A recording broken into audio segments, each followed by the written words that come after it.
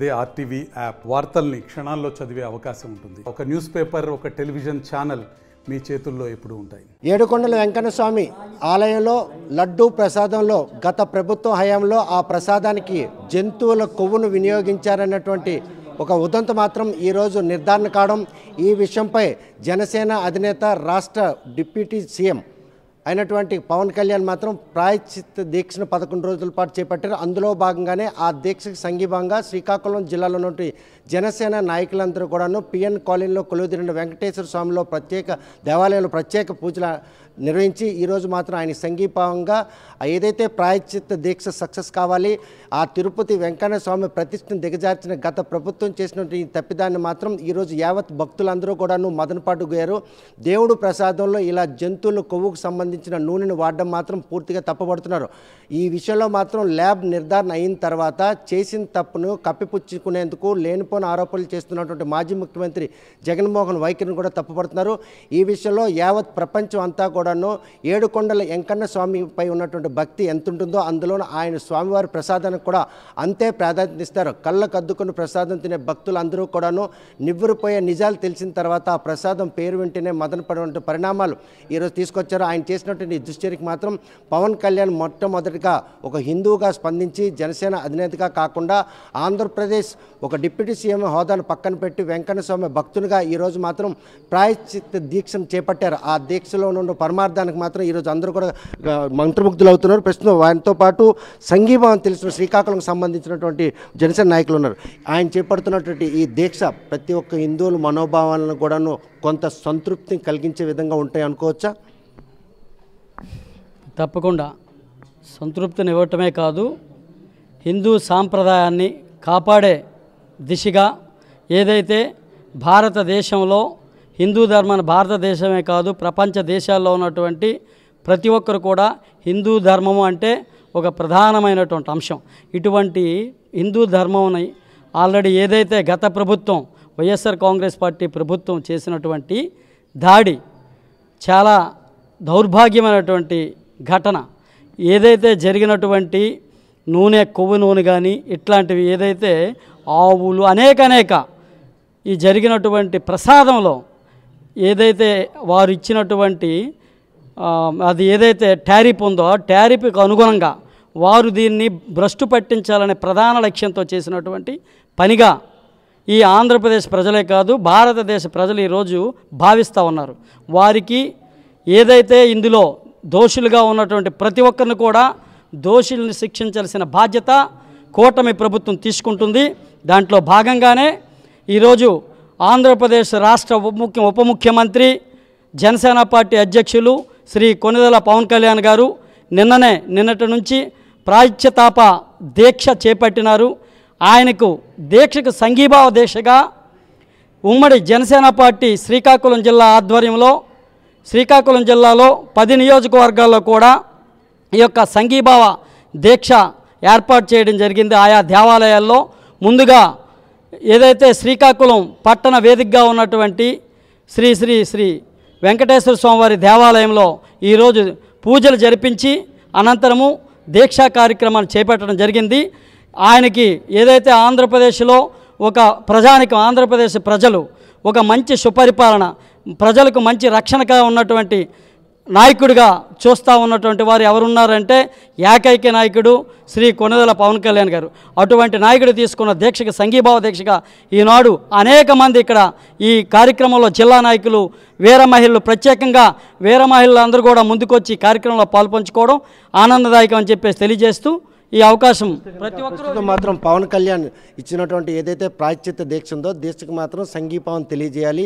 భక్తుల మనోభావాలకి పూర్తిగా వారి తాలూ ప్రాధాన్యత తీసుకోకుండా తిరుమల తిరుపతి దేవస్థానంలో లడ్డూ ప్రసాదంలో ఏదైతే జంతువుల కొవ్వును వినియోగించడంపై మాత్రం మదనపడినట్టు పవన్ తీసుకున్న నిర్ణయాన్ని ప్రతి ఒక్కరు కూడా ప్రస్తుతం చూస్తే కనుక ఈ ప్రసాదంలో ఈ జంతువులు నూనె వినియోగించడం 5 ఏళ్ల పాటు అదేమీ తెలియకుండా నడడం ఈరోజు నిర్ధారణ అయినంత కూడా ఇంకా మళ్ళీ పొంతం లేనటువంటి ఆరోపణలు చేయడం ఇది కేవలం రాజకీయం కోసమే చంద్రబాబు నాయుడు ఆడుతుంది. ఈ వ్యవహారాలను ఎలాగ తీసుకోవచ్చు?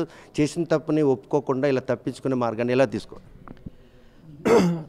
నిజంగా చెప్పాలంటే కలియుగ దైవమైన శ్రీ వెంకటేశ్వర స్వామి వారిని యావత్తు భారతదేశం అదేవిధంగా వరల్డ్ వైడ్గా విదేశాల నుండి కూడా వచ్చి మన వెంకటేశ్వర స్వామి వారిని పూజించడం కానీ, ఇక్కడ లడ్డూ ప్రసాదాన్ని కానీ మిగతా ప్రసాదాలు కూడా తీసుకెళ్ళి పవిత్రంగా భావిస్తారు.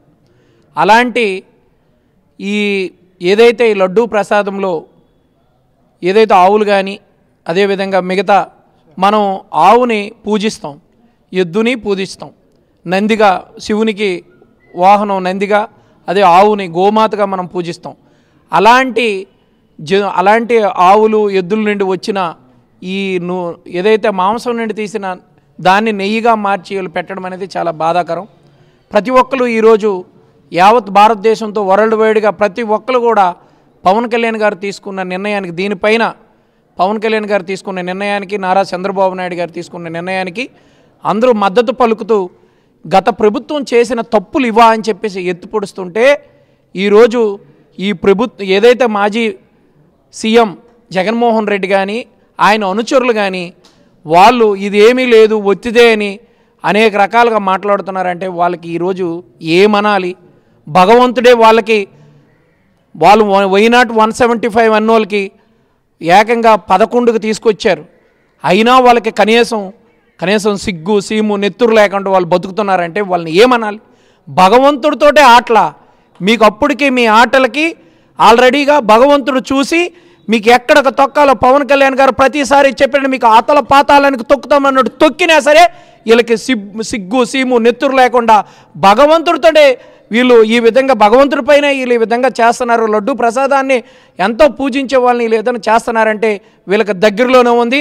దీనిపైన కూటమి ప్రభుత్వం తీసుకున్న నిర్ణయానికి ప్రతి ఒక్కరు కూడా మేము కట్టుబడి ఉన్నాం. యావత్ ప్రజలు మొత్తం కట్టుబడి ఉన్నారు. ఖచ్చితంగా వీళ్ళకి బుద్ధి చెప్తారు. దీనికి కారకులు ఎవరెవరైతే ఉన్నారో వాళ్ళకి శిక్షించి అదేవిధంగా వాళ్ళకి ఉరి తీయాలని చెప్పేసి ఈ సందర్భంగా మేము తెలియజేస్తామని చెప్పేసి పవన్ కళ్యాణ్ నిర్వహిస్తున్నటువంటి ఏదైతే ప్రాయశ్చిత్త దీక్ష ఉందో దీక్షకు మాత్రం సంఘీభావంగా నిలుస్తున్నటువంటి దీంట్లో హిందువుల మనోభావాలను దెబ్బతీసే విధంగా ప్రసాదంలో జంతువుల కొవ్వును వినియోగించారు నిర్ధారించిన అనంతరం కూడాను ఓవైపు ముఖ్యమంత్రి చంద్రబాబు నాయుడు ఎవరైతే ఈ ఆకృత్యాన్ని పాల్పడ్డారో వారికి చర్యలు మొదలు పెట్టే విధంగా టీటీడీ అధికారులతో సమీక్ష నిర్వహిస్తుంటే యావత్ హిందూ లోకమంతా కూడాను ఆవేదన వ్యక్తం చేయడంలో ఈ పశ్చాత్తాప ఏదైతే దీక్ష ఉందో ఆ దీక్ష అందరిని కూడాను ఆలోచింప చేస్తుంది. వారు ఆకృత్యాన్ని అండి ఈ విషయంలో ఆ తిరుపతి దేవస్థానానికి సంబంధించిన లడ్డూ ప్రసాదం విశిష్టత ఏంటి, ఆ విశిష్టతలో ఉన్న టేస్ట్ ఎలా మారింది, ఈరోజు ఈ విషయం ఎలా బయటకు వచ్చింది, ఈ పరిణామాలన్నీ విషయం మనతో మాట్లాడిన డాక్టర్ ఉన్నారు. చూస్తే కనుక ఈ ప్రసాదానికి ఒక ప్రాధాన్యత ఉంది. ఎవరైనా తిరుపతి వెళ్ళొస్తే అది ఇచ్చిన తర్వాత తీసుకొని కళ్ళకు అద్దుకుంటూ ఆ టేస్ట్ కావచ్చు, ఆ భక్తి తత్వం ఇలాంటి నేపథ్యంలో ఈ విషయం తెలిసిన తర్వాత ఆ ప్రసాదానికి ఎవరైనా కనెక్ట్ అవుతారా? ఆ పూర్వం ఉన్నటువంటి ఆ ఆహ్లాదమైనటువంటి ఆకర్షిత కనిపిస్తుంది. చాలా బాగా చెప్పారండి. కలియుగ దైవంగా ప్రత్యక్ష దైవంగా భావించే శ్రీ వెంకటేశ్వర స్వామిని దర్శించిన వెంటనే ఆయన ప్రసాదాన్ని తీసుకోవడం, ఆయన ప్రసాదాన్ని నలుమూలలా వచ్చిన తర్వాత చుట్టాలని బంధువుల్ని ఇంటికి తీసుకొచ్చి దేవుడి దగ్గర పెట్టి మళ్ళీ పూజించి మళ్ళీ ఊర్లో ఉన్న వాళ్ళందరికీ డిస్ట్రిబ్యూట్ చేయడం అనాదిగా వస్తున్నటువంటి సాంప్రదాయం. చాలామంది దేవుడిని దర్శించలేక ఊర్లో ఉన్నటువంటి వెంకటేశ్వరుడు గుడి దగ్గర కూడాను ఈ లడ్డూ విక్రయాలు జరుగుతున్నప్పుడు దాన్ని దైవ ప్రసాదంగా భావించి ఎంతో అద్భుతంగా విశిష్టంగా భావించి ప్రసాదాన్ని సేవిస్తారు భక్తులందరూ. అలాంటి హైందవ సాంప్రదాయం, అలాంటి వెంకటేశ్వర స్వామి దగ్గర అసలు ఇలాంటి ఆరోపణలు వస్తున్నాయంటే సాటి మానవుడికి, దేవుడిని దర్శించిన ప్రతి భక్తుడికి, దేవుడి ప్రసాదం తీసుకున్న ప్రతి ఒక్కరికి కూడాను మనసుకి తెలియనటువంటి ఆవేదనకి గురి చెందుతున్నాం సార్ ఈ మధ్యకాలంలో 4 రోజులుగా. ఎలాంటి ఆవేదన అంటే అసలు లడ్డు రేపొద్దున మళ్ళీ మనం తిరుపతి వెళ్తే మళ్ళీ లడ్డూని తీసుకుంటే మళ్ళీ ఇందులో ఏమైనా అడల్టరేట్ అయ్యిందా అన్న భయంతో భక్తులందరూ ఉన్నారు సార్. అసలు దేవుడు భక్తి అనేటప్పుడు తిరుపతి కొండ దగ్గరే కాదు, తిరుపతి నుంచి దిగొచ్చిన తర్వాత కూడా నాన్ వెజ్ అన్నది ఎవరు గుర్తుంచుకోం.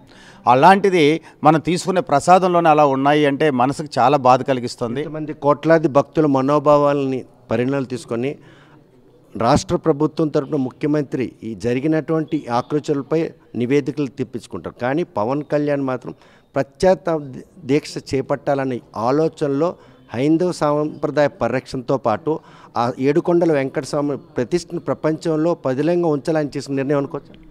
నిజంగా అంటే పవన్ కళ్యాణ్ గారు ప్రత్యక్ష దైవం అని చెప్పి శిల రూపంలో ఉన్న వెంకటేశ్వరుడు అయితే ప్రత్యక్షంగా మన ఎదురు కనిపిస్తున్నటువంటి అద్భుతమైనటువంటి కలియుగ ప్రజెంట్ దేవుడు ఎవరైతే ఉన్నారంటే ఇక్కడ ఉన్న వాళ్ళమే కాదు ప్రపంచం అంతా కూడా ఈరోజు గుర్తిస్తుంది. అది శ్రీ కొనిదెల పవన్ కళ్యాణ్ గారు, మా జనసేన అధినాయకుడు. అయితే ఈరోజు పవన్ కళ్యాణ్ గారు ఆంధ్రప్రదేశ్ అభివృద్ధిని సంక్షేమాన్ని కాంక్షించి స్వర్ణాంధ్రప్రదేశ్గా మార్చాలనుకున్నటువంటి శ్రీ పవన్ కళ్యాణ్ గారు ఆయన పద్ధతిలో ఆయన గిన్నిస్ బుక్ రికార్డ్స్ కూడా వెళ్తూ ఉంటే పరిపాలనలో భారతదేశంలోనే గొప్పగా ఆయన్ని మోడల్ మినిస్టర్గా తీసుకోవాలని చెప్పి మిగతా రాష్ట్రాలు చూస్తున్న ఈ తరుణంలో ఇలాంటి ఇప్పుడు వరదలు వచ్చి ఎన్నో ప్రాబ్లమ్స్ వచ్చి వాళ్ళని సాల్వ్ చేస్తున్న ఈ సమయంలో ఇలాంటి లడ్డూ కల్తీ విషయం బయటపడడం నిజంగా చాలా బాధాకరమైన విషయం.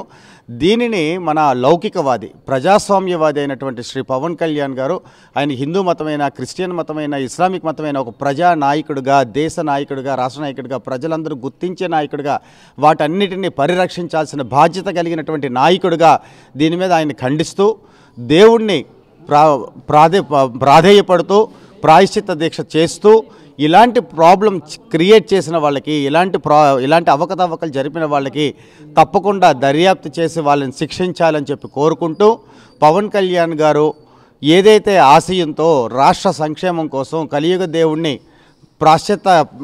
ప్రాయశ్చిత్తం కోరుకుంటూ చేసినటువంటి దీక్షకి శ్రీకాకుళంలోనే కాదు దేశం నలుమూల రాష్ట్రం నలుమూల అన్ని మూల ప్రజలందరూ కూడాను పార్టీతో సంబంధం లేకుండా ఆయన సంఘీభావం తెలియజేస్తున్నారు సార్.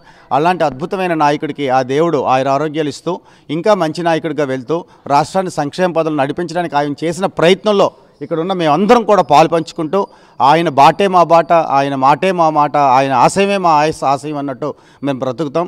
ఆయన చేసే ప్రాయశ్చిత్త దీక్షకి మేమందరం కూడాను మా వైపు నుంచి మేము కూడా సపోర్ట్ చేస్తాం.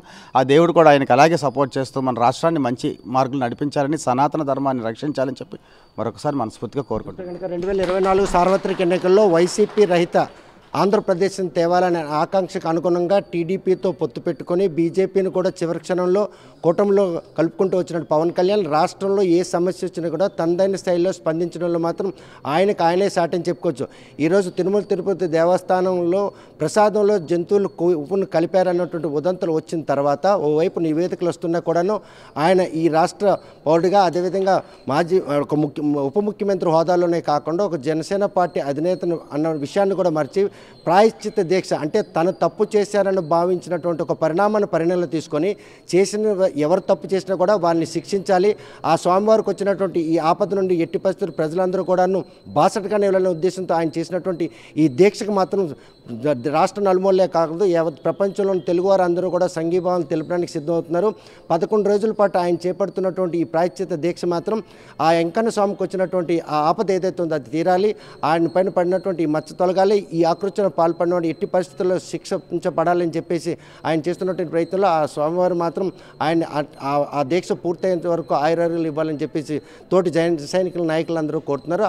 ఆయనకి సంఘీభావంగా శ్రీకాకుళం జిల్లాలో కాకుండా అన్ని తెలుగు ప్రాంతాల్లో కూడా జనసేన సైకిల్తో పాటు సాధారణ పబ్లిక్ కూడా వారు చేస్తున్న సంఘీభావ దీంట్లో పాల్గొనడం మాత్రం గమనార్హం అని చెప్పుకోవచ్చు. వీడియో జర్నలిస్ట్ రామకృష్ణతో సత్యం, RTV శ్రీకాకుళం. మరిన్ని వీడియోస్ కోసం ఛానల్ ని సబ్స్క్రైబ్ చేయండి. లేటెస్ట్ అప్డేట్స్ కోసం వాట్సాప్ ఛానల్ ని ఫాలో చేయండి. అండ్ లింక్ డిస్క్రిప్షన్ లో ఉంది.